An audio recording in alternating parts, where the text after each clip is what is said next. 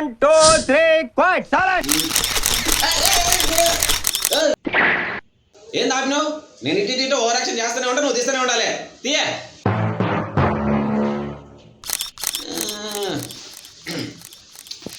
అందరికీ నమస్కారం.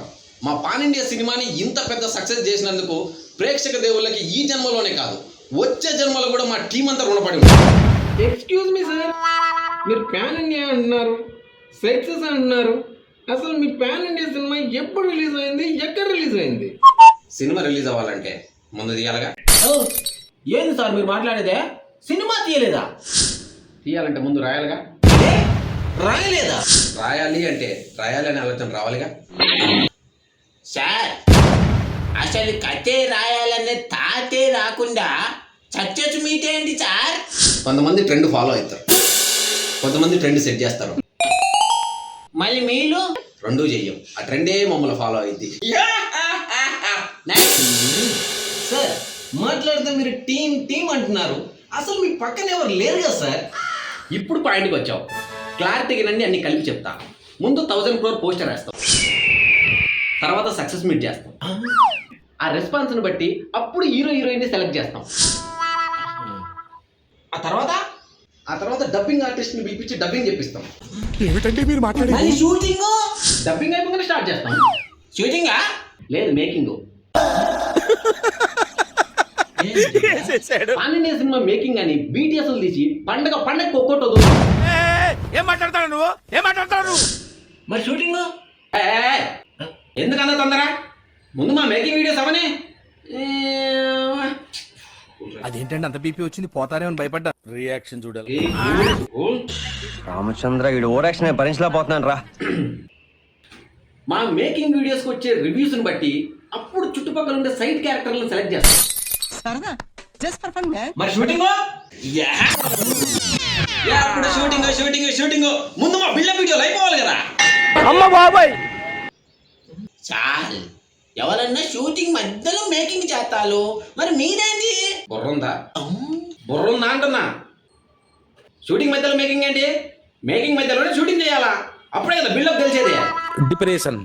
डिप्रेशन में रहता हूँ हमेशा, अभी मैं डिप्रेशन में हूँ. సార్ అసలు ఒక్క రోజన్నా షూటింగ్ చేశారా సార్?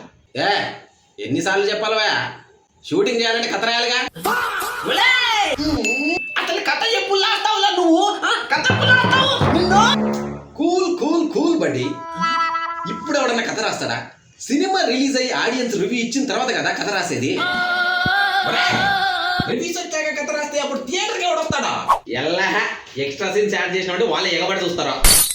మతలబ్ अलग ही लेवल का बंदा था. మరి అప్పుడు కూడా మీ కథ జనాలకు నచ్చకపోతే ఎందుకు? అట్లాంటారనే కదా అసలు కథే రాయకుండా షూటింగ్ ఏ చేయకుండా డైరెక్ట్ సక్సెస్ మీట్ పెట్టింది. ఏం చెప్పావురా? ఒలేయ్ ఆల్తా పిడి మగోడా, అసలు ఇక్కడ పిచ్చ ఇది ఎలా వర్క్ అవుతుందిరా? అసలు కథే రాయకుండా షూటింగ్ ఏ చేయకుండా అసలు ఏ ఊరి నుంచి వచ్చావా నువ్వు? అసలు నీకు ముందుందా బుర్రుందా? ఎవరు నువ్వు? అసలు ఏం చేస్తారా నీది? నువ్వు విద్య ఉంటా నీ తగ్గి చెప్తా.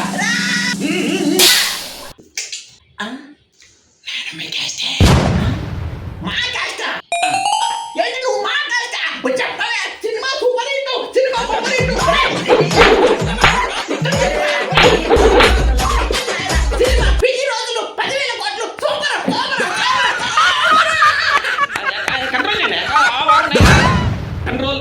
నీ అభిమానం నాకు అర్థమవుతుంది. ఓకే నీ కోసం తీస్తా. మహాప్రసాదం వీడప్పుడే BBC రేంజ్ లో ఎంచుకుంటున్నాడు. That's what I want.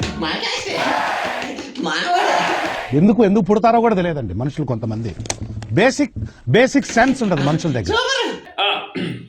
సాయంత్రం ఉంది. ప్రేక్షక దేవుళ్ళారా, భారతదేశం అంతా మాట్లాడుకుంటుంది. అంటే అన్నాడు గాని ఆ ఊహ ఎంత బాగుందో. తెలుగు ప్రేక్షకులు ఒక మంచి సినిమాని ఎలా ముందుకు తీసుకెళ్తారని.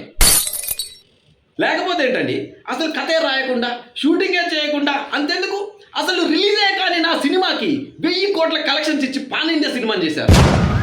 అలా కాదు పిచ్చోడా. మీరిచ్చిన ఈ స్ఫూర్తితో శాడిజం భరించలేకపోతున్నాం బ్రో. డబుల్ పేమెంట్ ఇస్తానని నా పేమెంట్ చెప్పండి. ఇదే స్ఫూర్తితో ఈసారి పాన్ ఇండియాగా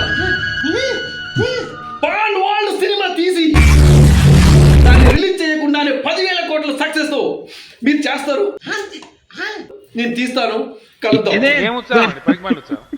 ఉత్సాహం ఎక్కువ ఉంటుంది కదా, తెలివి తక్కువ ఉత్సాహం పనికిరాదు కదా. ఇదే గొప్ప ఊసుకున్నది మనం. Thank you, love you all. నువ్వు పక్కకి వెళ్తుంది. వస్తున్నా సూపర్ హిట్ బంపర్